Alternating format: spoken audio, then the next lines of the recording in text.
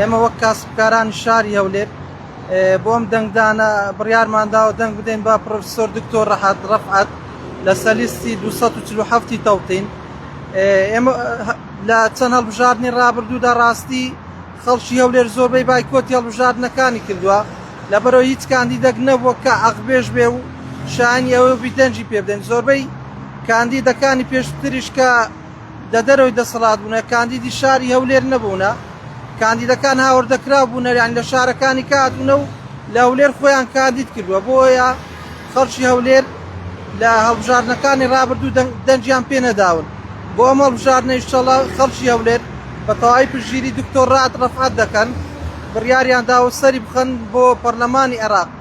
شانی باس دکتۆر ڕەفعەت لە 11 ساڵی ڕابردوودا ڕابردوو هیچ زەبر و زەنگەک و سزایەک سڵی لێ نەکردوێتەوە و بەردەوام بۆ لەسەر عەقبێژی و کارەکانی خۆ بەگشت دەسەڵات داچۆتەوە.